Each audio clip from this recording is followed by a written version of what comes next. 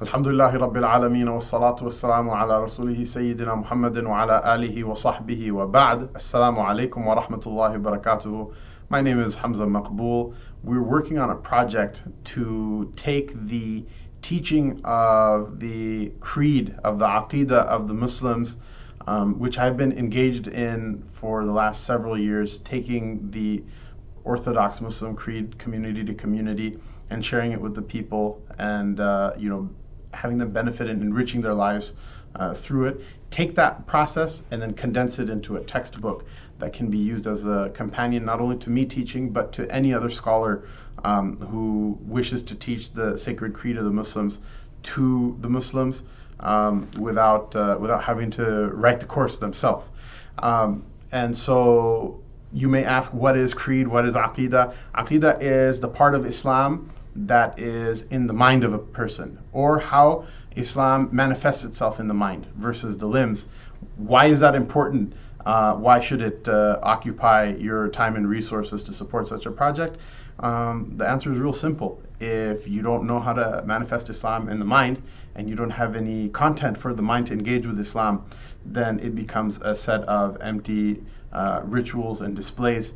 And if you have no Islam in the mind, then mindless Islam, it should be obvious to everybody why that's not a good thing, that's a bad thing. And unfortunately, from time to time, we see examples of that in the world of pious, well-intentioned individuals acting mindlessly, and we all know why that's a bad thing. That's not what Rasulullah sallallahu alaihi wasallam or Allah Ta'ala intended for this ummah, and why we need to take steps to mitigate that type of practice of deen, and why that's a good thing.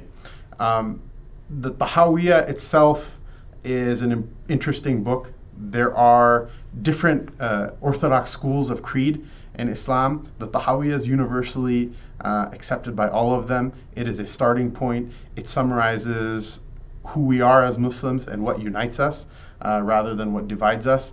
It is a book that is based on telling you how to engage with Islam and how to be a correct Muslim, rather than different manifestations of Aqidah that people may be oriented with, which are more or less sectarian refutations of who we're not.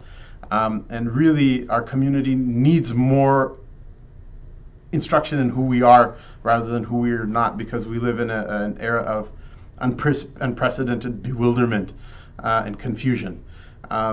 What's going to be different about this book is it's not going to be a scholarly work that's written by scholars for scholars, and a number of translations and commentaries for the Tahawiyyah, even in the English language, exist in that realm, some of which are better than others, but there are a few books that are like that. What we lack right now is a book that takes the universality of our creed, which is really like superlatively archetyped by the Tahawiyyah, and then takes the context that we live in, which the ancient mashayikh couldn't describe because they weren't, they're not here right now.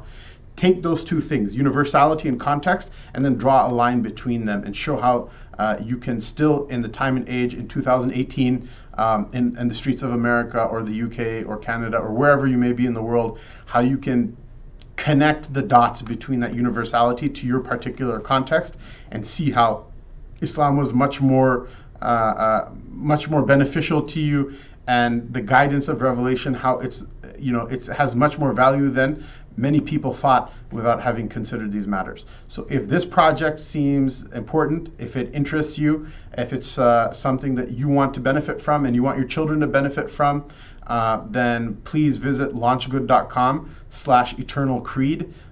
Inshallah, the link will be also in the description. As will be a access to recordings of this class that's been taught before, but without the text that we're raising money and support for.